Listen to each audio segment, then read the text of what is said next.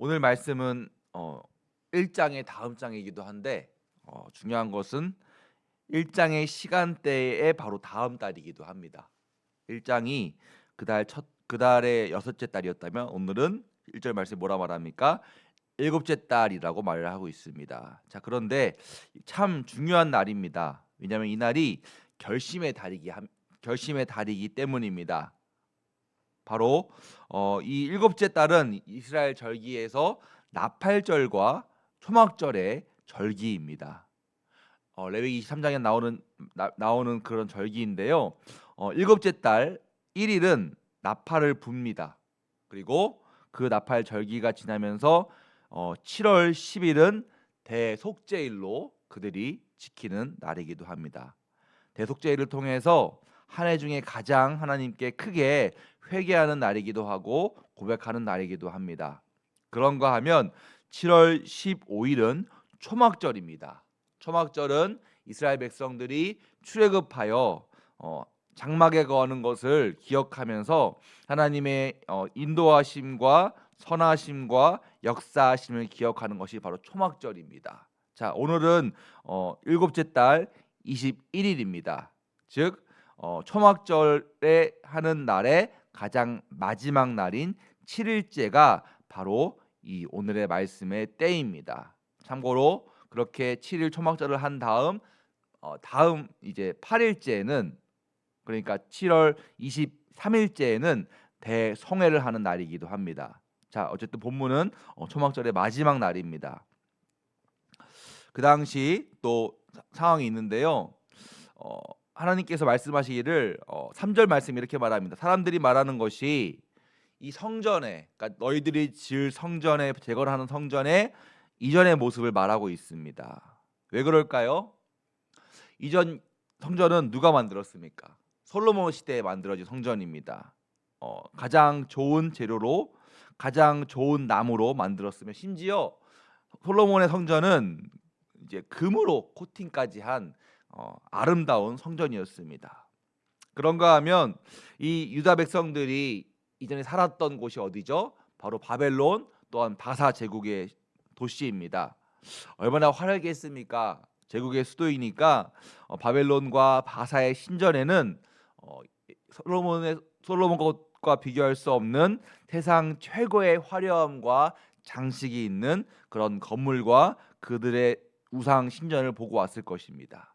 자, 그런데 지금의 예루살렘은 어떻습니까? 황폐화되고 폐허가 되고, 또한 새로 짓는 성전은 이전과는 달리 초라한 외형과 규모의 것을 충분히 예상할 수가 있습니다.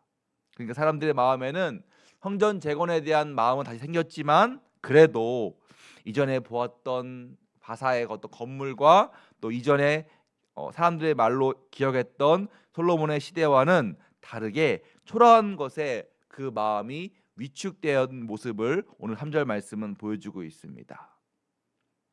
자, 그런데 그런 상황 속에서 하나님이 또 친히 나타나시사 그들에게 말씀하십니다. 4절 말씀에 이렇게 말하죠. 스룹바벨아 스스로 굳세게 할지어다, 여호수아야 스스로 굳세게 할지어다, 모든 백성아 스스로 굳세게 하여 일할지어다. 하나님이 보통 말씀하실 때 어떻게 말씀하십니까? 한 번 말씀하십니다. 하나님이시니까요. 그런데 이번에는 몇 번 말씀하십니까? 세 번 말씀하십니다. 하나님이 세 번 말씀하시는 거는 정말 그냥 말씀하시는 것이 아니라 그 말에 더욱 더 큰 힘이 있기 때문에 말씀하시는 것입니다. 뭐라 말하죠? 스스로 굳세게 할지어다. 다른 번역에서는 용기를 내라, 용기를 내라, 용기를 내라라고 말씀을 하고 있습니다. 그 이유가 바로 5절 말씀이 4절 마지막과 5절 말씀입니다. 내가 너희와 함께하노라. 그래서 용기를 내라. 또 5절 말씀에 뭐라 말합니까? 나의 말과 나의 영이 너희 가운데 머물러 있다라고 말을 하고 있습니다. 비록 현실은 초라하고 어렵지만 중요한 것은 무엇입니까? 내가 함께하기 때문에 용기를 내라는 것이죠.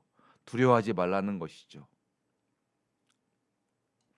세상적인 것은 참으로 초라하고 어렵지만 세상을 초월하고 세상을 주관하신 하나님이 너희와 함께하기 때문에 쫄지 마라. 세상 말로 쫄지 마라. 용기를 내라. 내가 너희와 함께하겠다라고 말씀을 하고 있는 것입니다. 이어서 하나님께서 6절로 9절까지 말씀 가운데 그 약속을 보여주고 있습니다. 근데 재미있는 게 하나 있는데 이렇게 말합니다. 6절 말씀에 만군의 여호와가 이같이 말하노라. 조금 있으면. 이것이 무엇일까요? 조금 있으면은 하나님의 시간과 때를 말하고 있습니다. 즉 사람이 원하는 그때가 아니라 하나님이 당장 뿅 하고 나타나는 것이 아니라 하나님도 하나님의 시간과 때에 내가 일하겠다라는 것을 말씀하고 있습니다. 자, 그런데 중요한 것은 하나님은요 천년이 하루 같은 분이라고 베드로서에서 말하고 있습니다. 하나님은 천년이 하루 같은 분입니다. 그러니까 조금 있으면은 정말 조금 뭐 며칠 몇 달 그런 것이 아니라 하나님 보시기에 조금입니다. 조금. 하나님 보시기에 조금 있으면, 근데 그 조금이 하나님은 천년이 하루 같은 분이시기 때문에 하나님의 뭐 한 달은 몇천 년이 될 수도 있고 어쨌든 그렇죠. 어쨌든 하나님은 그 또한 그분의 시간과 때 일하시는데 어떻게 일하십니까? 가장 완벽하게, 가장 완전하게, 가장 위대하게 그분은 일하신다라고 말씀을 하고 있습니다. 중요한 것은 하나님은 반드시 일하시고 이루신다고 이스라엘과 우리에게 지금 말씀하고 있는 것입니다. 성도 여러분, 우리의 삶 속에서 또 마찬가지 여러 가지 일들이 있습니다. 그런데 세상에 참으로 화려하고 큰 것들은 우리를 때로는 위축시키게 만들고 내가 스스로 나약해지는 것이 또 우리 현실입니다.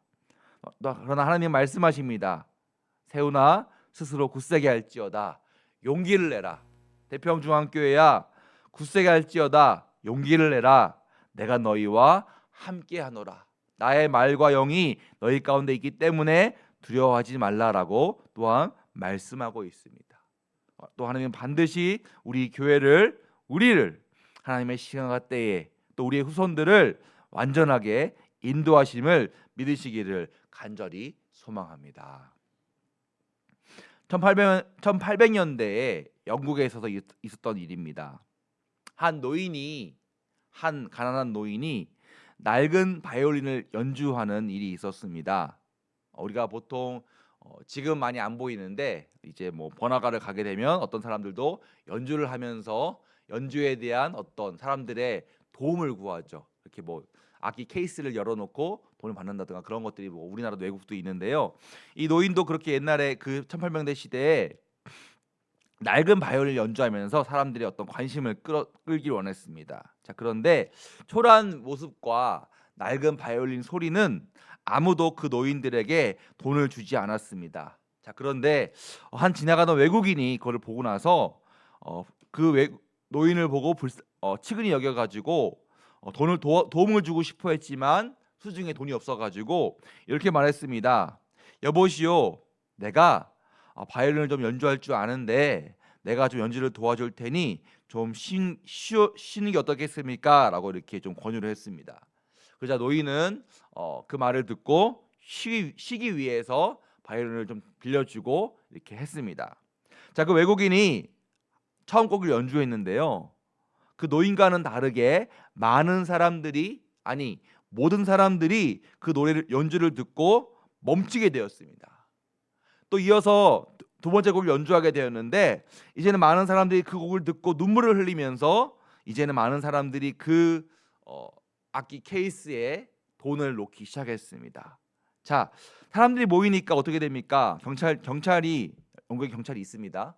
경찰이 모여가지고 웬일인가 하고 오게 되었는데 그 경찰도 연주를 듣고 나서 그만 돈을 내게 되었습니다. 그렇게 연주가 끝났습니다. 사람들은 눈물을 흘리면서 감동을 했습니다. 낡은 바이올린임에도 말이죠. 근데 어떤 사람이 이렇게 말했습니다. 저 사람은 파가니니다. 이 파가니는 이탈리아 사람인데요. 1800년대 그리고 지금까지도 세계 최고의 바이올린 연주자입니다. 오죽하면 이 사람의 별명이 있는데 바로 악마의 바이올리니스트입니다.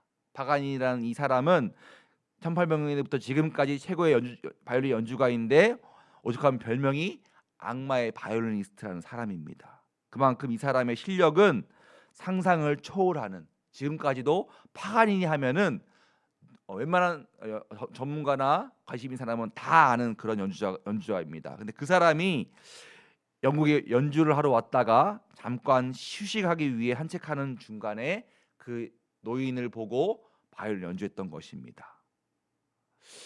무슨 의미가 있을까요? 바이올린이 중요한 것이 아니라 누가 연주했느냐가 중요한 것입니다. 비록 노인의 연주는 초라했지만 이 악마의 연주가 연주했을 때는 많은 사람들이 멈추게 되고 심지어 눈물을 흘리면서 그 노인을 이렇게 도와주는 것을 한 사건을 우리가 함께 나누고자 합니다. 성도 여러분, 성전의 규모, 성전의 재료 중요할 수 있겠지만 중요하지 않습니다. 왜냐하면 하나님이 계시다면 초라한 천막도 초라한 건물도 위대한 주님의 임재가 되기 때문입니다. 제가 최근에 서울의 어느 교회에 세미나를 들으러 갔다 오게 되었습니다. 용산에 있는 교회였는데요.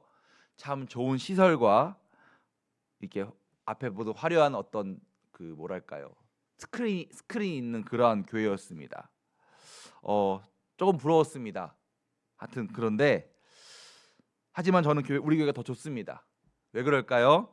우리 교회는 하나님이 일하시는 교회입니다. 우리 교회는 우리 그 표어처럼 예수님이 세우시는 교회이고요. 우리 교회는 성령님이 충만한 교회입니다. 물론 그 교회도 좋은 교회고 우리도 좋은 교회입니다.